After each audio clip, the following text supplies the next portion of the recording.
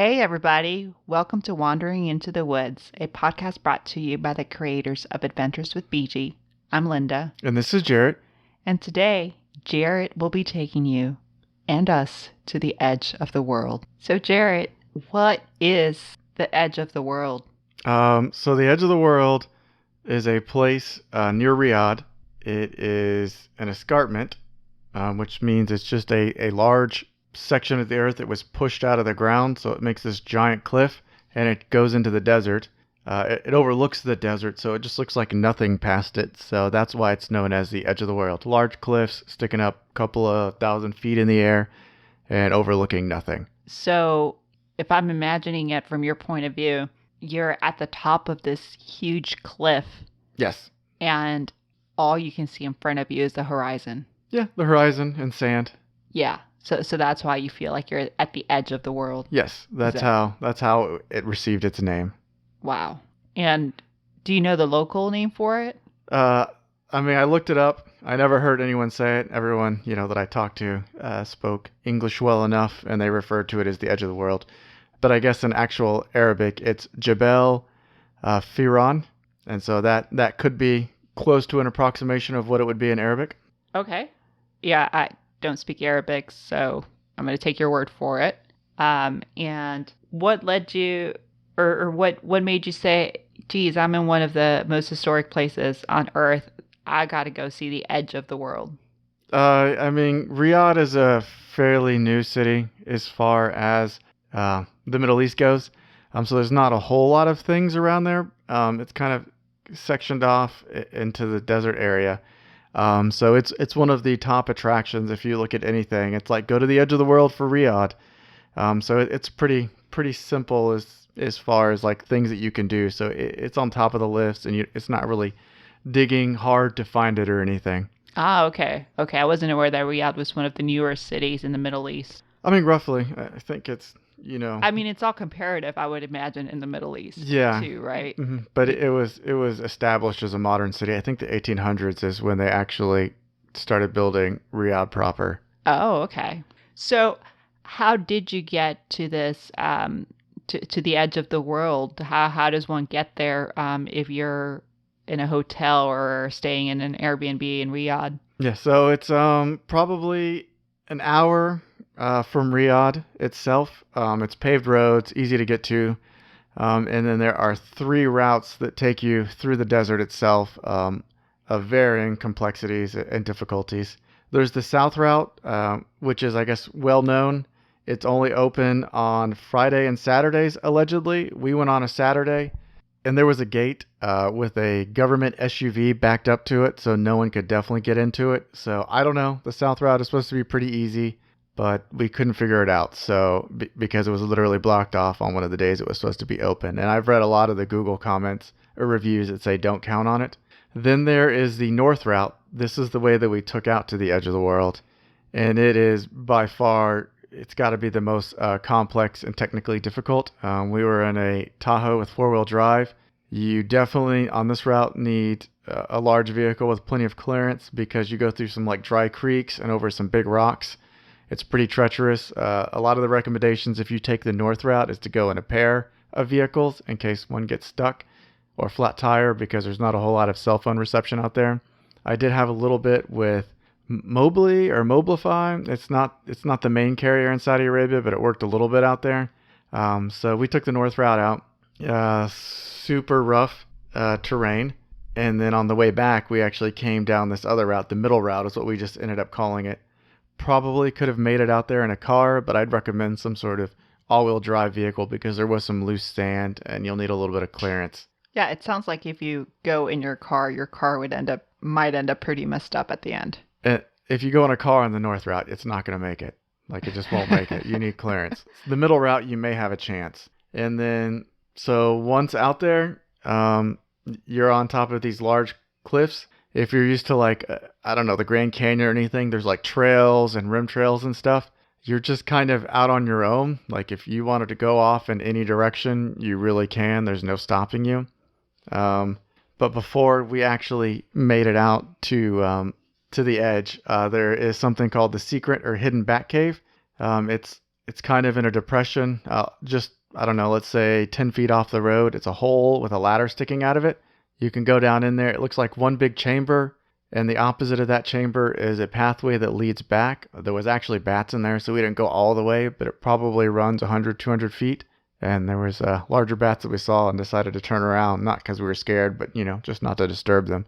Were you, I mean, it's called a bat cave, so weren't you prepared to see bats? I mean, Or what was the expectation? not a lot of people even mention bats in the little bit of information you can see. I figured it was more of a joke for like it being a cave and bats are just in them. Ah, okay. Yeah, but there wasn't a whole lot of information about there actually being bats in there one way or not, or based on the seasons. All right. And just to be, for our listeners, what season were you there in visiting? I guess it would have been spring for our similar.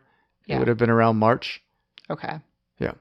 So still fairly cool there. I think the high got up to like 80 degrees or something. So, once I definitely recommend swinging over to the Bat Cave. The north and the middle route, you come pretty close to it, just on the road in. So go over there, check that out, go down the ladder, take a headlamp. It's very dark. I take a pretty good lamp. The guy that came with me had like one of the cheaper like Walmart ones that had pretty low looms, and he had a hard time like seeing. So I had my like 400 lume one, and it worked a lot better, and he had to stick pretty close to me because of that. Wow, that's amazing that it could be that dark. Yeah, I mean, it's a cave. No light makes it in once you get out of that initial chamber. And then so if you look for that cave, as long as you know that you're looking for a cave, it's in Google Maps, so you can find it and it'll take you right there. And then once out, we went to the edge itself. He parked kind of far away from the parking area. I do air quotes for that, because when he went the first time, the guy that took me, the road was really messed up and you couldn't drive all the way. So we parked too far away and had to walk like an extra mile. Oh, wow. Yeah, probably a little bit less, but let's just say a mile for, rounding's sake. So then we walked in. There is kind of like this, I don't know, tower that everyone walks to. You can get some great shots from it, looking back at the cliffs and the escarpment itself. For the gram. Yeah, and out, just, looking out over the terrain. People I went with weren't really into hiking, so we didn't do a whole lot of looking around, but you have the option, like I said earlier, you could just wander around, and it's kind of up to you how brave you feel and where you want to go. You can take it down too. There's a feature called the window, where there's two smaller peaks that you can walk down through and then go down to the desert floor and then look back up at the cliffs themselves.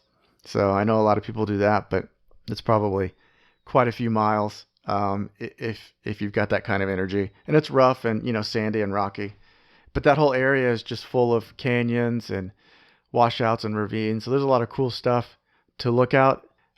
If you're used to seeing green, that's not going to be a thing that's there. It's all going to be brown and sand colored. It's a desert. Yeah, I mean there's some shrubs and stuff, and maybe some grasses, but for the most part there's not things. Okay. Yeah. And then so on the way back out, after we'd hiked, done the pictures, saw the cave, we came out we kind of like navigated ourselves following this middle route. So we found it, took it out real smooth. You could probably get there with a car if you had to. So, Jarrett, overall impressions. I mean, I liked it. As far as like the other things to do in Riyadh, it's like museums and things or shopping. So being an outdoor oriented person, this was I mean, a lot of fun. I wish I could have done more had I had the opportunity or was there on my own or with with a group more in tune with what I liked. So I would have definitely walked down to the floor, but seeing the cave, going in there and just spending some time, it was a lot of fun. What were your thoughts as you were standing there at the edge of the world? I mean, it's kind of a neat experience. All the stuff that I'm used to, mountain, Grand Canyon, other canyons like in Arizona, you're used to seeing green down in there. Mm-hmm. And so it has this whole otherworldly feel, like you're looking at the moon or something. Uh-huh. Because it's just a big expanse with nothing, So it's kind of a different mindset. And I know a lot of people are like, oh, I don't like it because of that. But it was neat and worthwhile. Yeah, it's a completely different experience. Yes. It's what it's sounding like. I don't know that I've ever been somewhere where essentially it feels like, I take another step and it's a complete drop off. Yeah. It feels like that's what I'm just Kind of. I'm picturing as I you're mean, telling us imagine the about Grand it. Canyon just barren. You've been there. Yeah, I have, and that's kind of the reference I'm using. Yep. It's the Standing at best one of one. those cliffs, imagining I can't see any of the bottom. Uh, what do you call it? Like trying to imagine that it's just flat in front of me or flat desert in front of me underneath. Yeah. So yeah, that would be really interesting. Hmm. And then a lot of the Saudis, they camp out there. It's not quite what we call camping.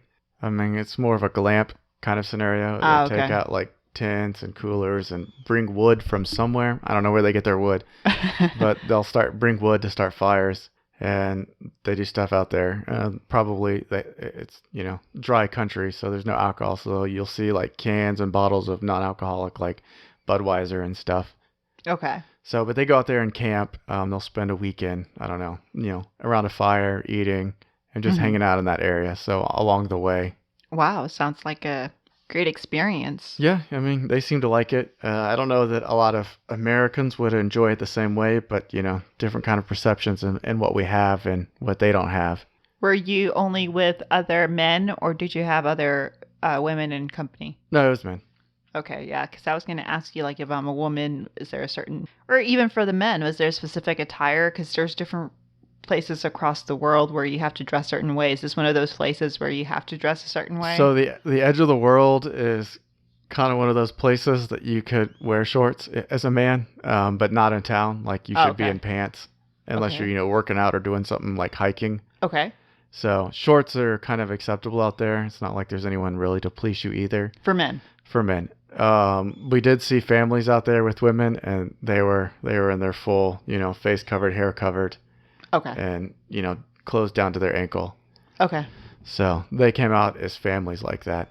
All right. And then there were some other we saw some other, I think, expat Brits, and they were dressed in jeans and whatever, just like men. So Yeah, I would be interested to hear from any of our listeners, if they have any recommendations or thoughts for any women interested in visiting this place. yeah, I mean, it would be don't go alone. Either go in a group of women or Okay. go with at least with a group of men, and then they kind of put you in something called family section. Uh-huh. So that's where mixed groups sit because it's generally for families, husband, wife, and kids. Okay. But if, men and women from not Arabic countries go and do stuff, they have to go to the family section as well.